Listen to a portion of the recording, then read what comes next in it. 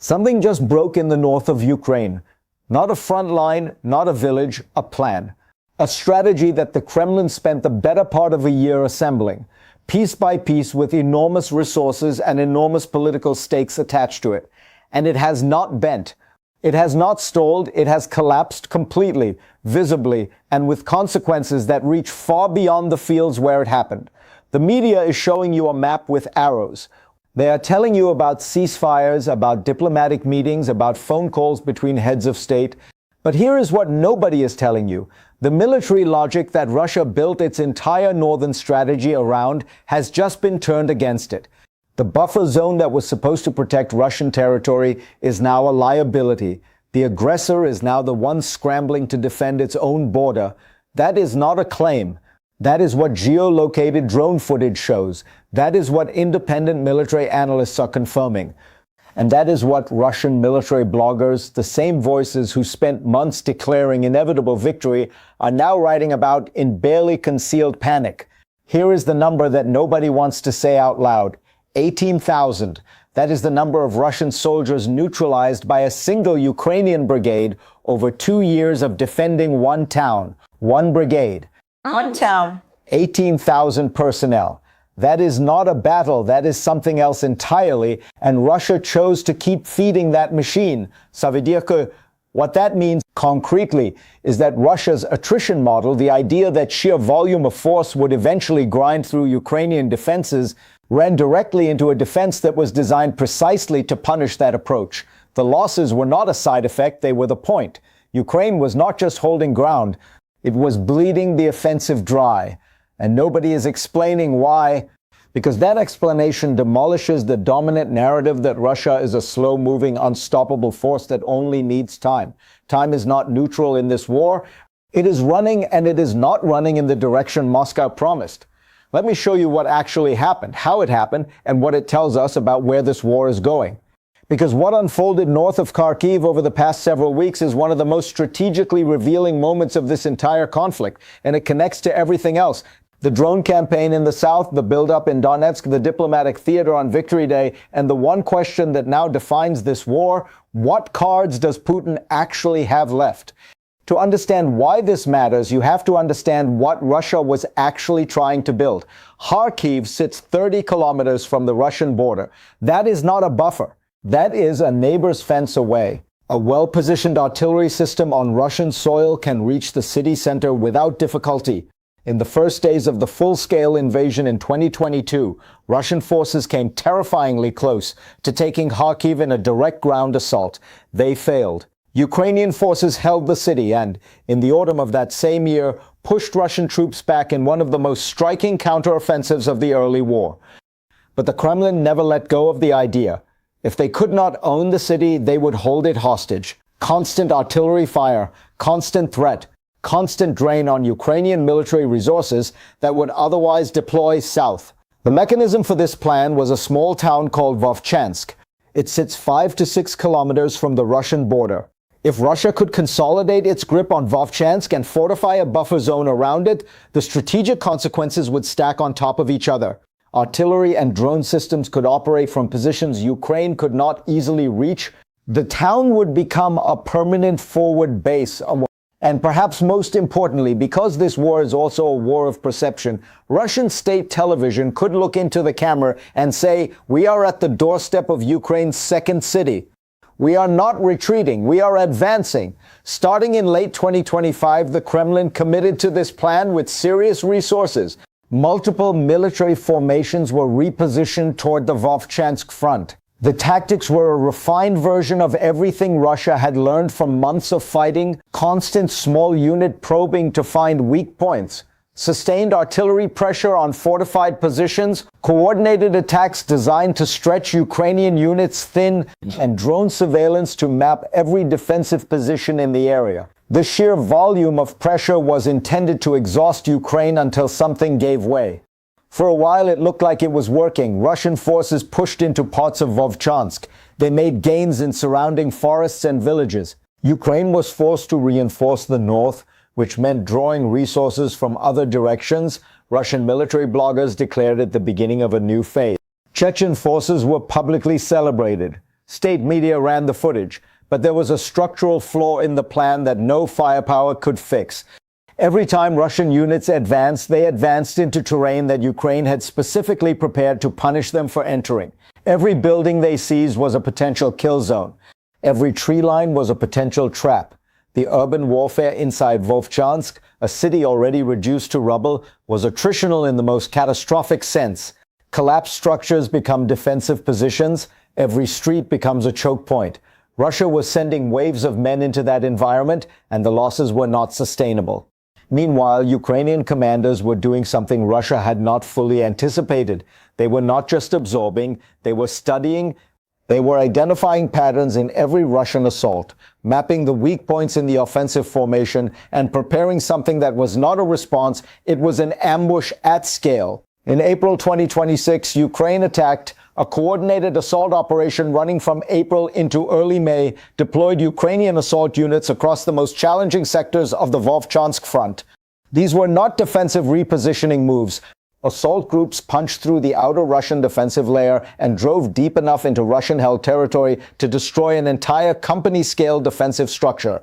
On the left flank, 50 personnel advanced through forested terrain, 15 more on the right. Foreign volunteers fought alongside Ukrainian soldiers. Reconnaissance drones mapped the ground before the first boot touched it. FPV drones suppressed Russian positions throughout the advance. The coordination was described by the unit itself as flawless. The result was not tactical, it was strategic. Ukrainian forces are now operating within 4 to 5 kilometers of the Russian border itself. Let that sit for a moment. Ukrainian artillery, Ukrainian drones, Ukrainian reconnaissance assets, all positioned to monitor and strike into Belgorod Oblast. The region Russia wanted to protect has become the region under threat. The operation designed to shelter Russian territory has inverted. The protector now needs protection. Kadyrov's promised triumph has become a scramble. The Kremlin's narrative of unstoppable northern momentum has been dismantled in the forest clearings north of Vovchansk. Ce n'est pas une anecdote, c'est un effondrement stratégique. This is not a footnote. This is a strategic collapse. But Russia is not standing still, and understanding what it is planning for the summer of 2026 is essential to understanding whether what is happening in the north represents a genuine turning point or merely a temporary setback in a longer war of attrition. The picture in Donetsk is alarming. Approximately 106,000 Russian personnel are concentrated in the Pokrovsk direction. Heavy armor, including elements of the 90th Tank Division, has been positioned for offensive operations, not defense.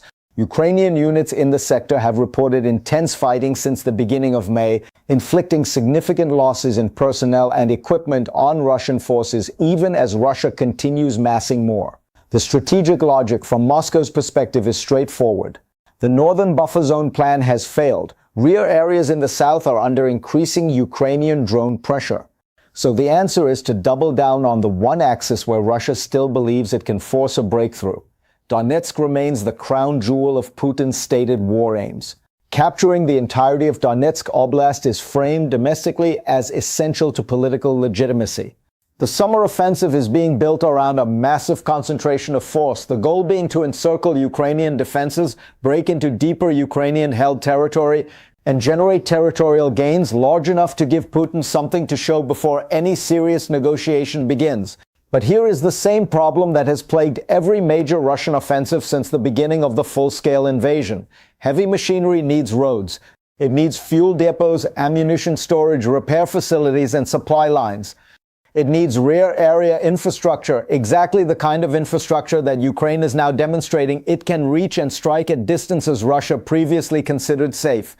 The same drone interdiction campaign threatening Russian logistics in Mariupol is being applied to the supply chains feeding the summer offensive. The numbers confirm the pattern.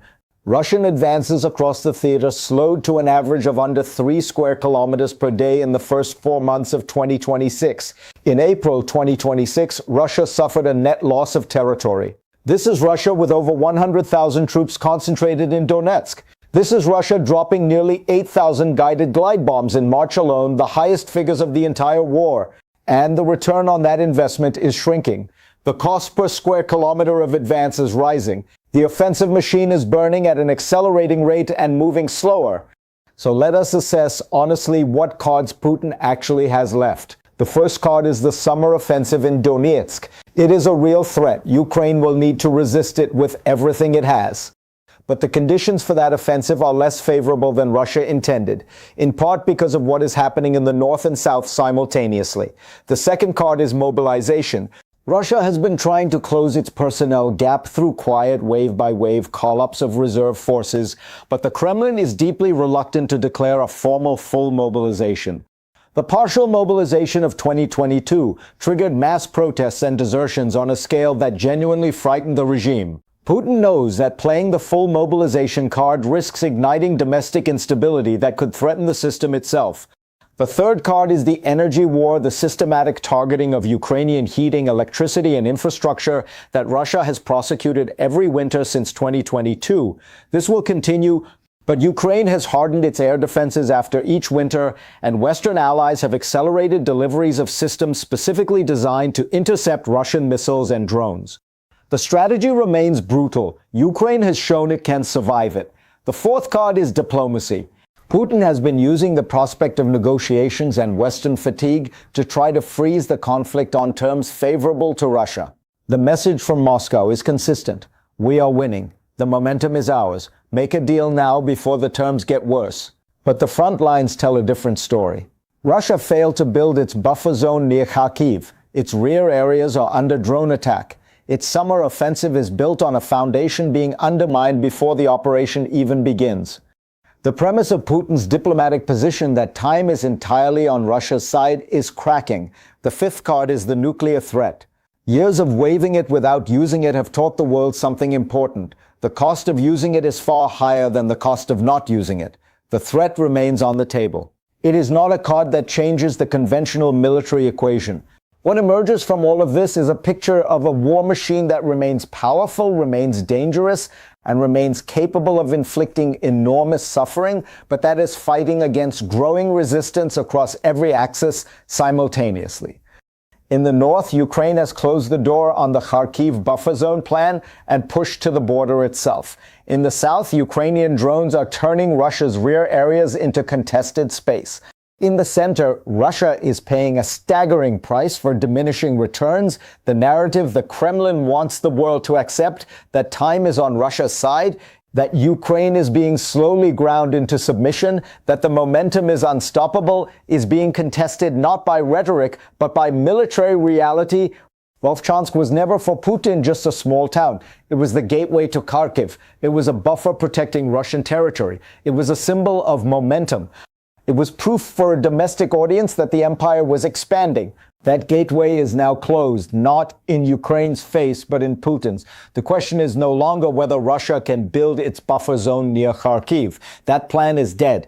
The question is whether Russia can prevent Ukraine from doing to Belgorod Oblast what it is now threatening to do, turning Russian territory itself into a contested zone where no logistics convoy is safe, no command post is secure, and no soldier is beyond the reach of a drone. Et voici le chiffre que j'ai gardé pour la fin. 1,000 Russian soldiers neutralized by one Ukrainian brigade defending one town before Russia's plan collapsed, before the counter-offensive, before the border was reached, just the cost of the approach that failed. Ask yourself this: if that is the price of the plan that lost, what does the next plan cost? The 21st century is not one with the size of your army, it is one with the intelligence of how you use it. And as of May 2026, in the forest north of Volchansk, one side just demonstrated exactly what that means. Somewhere right now, a Russian general is looking at a map that no longer resembles the one he was given 12 months ago. The lines have moved, not in the direction he was promised,